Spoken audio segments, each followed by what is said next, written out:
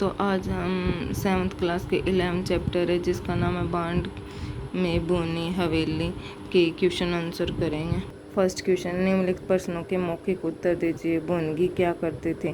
बोनगी दाना बोनती थी जिससे लोग सत्तू बनाकर पीते थे। बांड क्या होता है?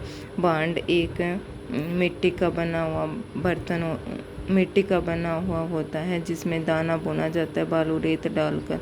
बोनगी मुफ्त में दाने को कौन बुनाता था? बोनगी मुफ्त में दाने बोनगी से मुफ्त में दाने उदयबान सिंह बुनवाता था। आ का ग्रास क्या क्या बना? आ का बोनगी की झोपड़ी के आसपास जो बनी झोपड़ी है वो आ का ग्रास बन गई और उदयबान की हवेली जल कर आ का ग्रास बन गई। हम नेक्स्ट क्वेश्चन है, सही उत्तर पर सही निशान लगाना है। बीरा नाम गांव कहाँ पर था? देहरादून में, बनारस में और उत्तर प्रदेश में। इसका सही आंसर आएगा बनारस में। बोनगी कौन थी? वृद्धा, संतानहीन और ये दोनों। तो एक वृद्ध बूढ़ी महिला थी, तो इसका सही आंसर होगा ये वाला। नेक्स्ट है, बांड के पास किसका ढेर लगा रहता था? कूड़े का, खाद का या पत्तियों का? बांड के पास है पत्तियों का ढेर लगा रहता था क्योंकि बांड में जलाने के लिए वह पहले सूखी पत्तियां और लकड़ियां इकट्ठी करती थी। बांड कब नहीं जलता था? एकादशी, पूर्णमासी और दोनों पर। बांड है एकादशी और पूर्णमासी दोनों। इसका सही आंसर होगा ये वाला, क्योंकि इस दिन सभी का व्रत रहता था तो इस दिन बांड नहीं जलता था। पंडित जी बोनगी से खालिस्तान करवाना अपना अधिकार समझते थे।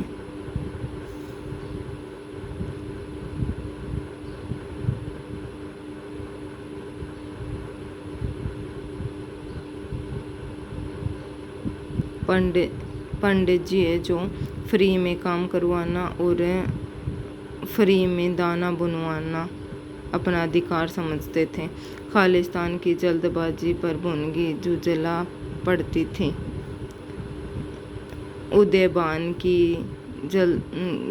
उदयबान के दानों की जल्दबाजी में बोनगी जुझला पड़ती थी। खालिस्तान के पहले इतना अनाज बोना असंभव था। उदयबान का 1 मन अनाज बोना असंभव था। बोनगी को कब खालिस्तान का सहारा न रहा?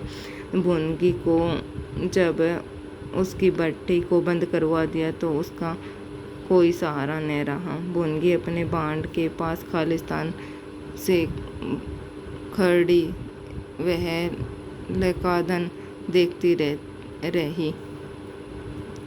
बोनगी अपने बांड के पास खड़ी हुई जलती हुई आग के भाव से उदासीन भाव से खड़ी वह लका दहन देखती रही। उदासीन भाव से।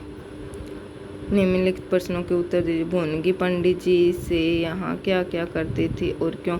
बोनगी पंडित जी के यहाँ साफ सफाई करती थी, खाना बनाती थी और उसका अनाज भी बांड में फ्री में बुनकर देती थी क्योंकि वह उसकी ज़मीन पर बांड चलाती थी और उसकी थोड़ी सी ज़मीन पर उसकी झोंपड़ी बनी हुई थी।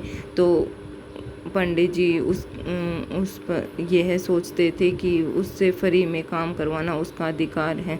बोनगी सारा अनाज क्यों नहीं बुन पाई? क्योंकि अनाज बहुत ज़्यादा था और समय बहुत कम था, इसलिए बोनगी सारा अनाज नहीं बुन पाई। बोनगी बांड को फिर से क्यों बनाना चाहती थी? बोनगी बांड को फिर से बनाना चाहती थी क्योंकि उसके जीवन का एकमात्र सहारा था, क्योंकि उसके पास और कुछ नहीं था। अपना पेट भरने के लिए वह दाना बुनती तो वहीं से उससे कुछ बदले में उसको कुछ मिलता तो वह उसी से अपना गुजारा करते थे। यमराज को छोड़कर और कोई मुझसे ये ले जा सकता है से बोनगी का क्या तर्क है कि मैं इसे झोंपड़ी और बांड को किसी को नहीं दूंगी। ये सिर्फ मतलब मरने के बाद यमराज ही मुझसे छीन सकता है और आप लोग मुझसे ये नहीं छीन सकते। और मैं यह जगह और बांड किसी को नहीं दूंगी। यह मेरे सास ससुर की ज़मीन है और मैं इसी पे रहूंगी।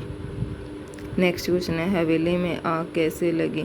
गांव में आग लगी हुई तो धीरे धीरे आग इतनी फैल गई थी कि उसकी हवेली में भी आग लग गई।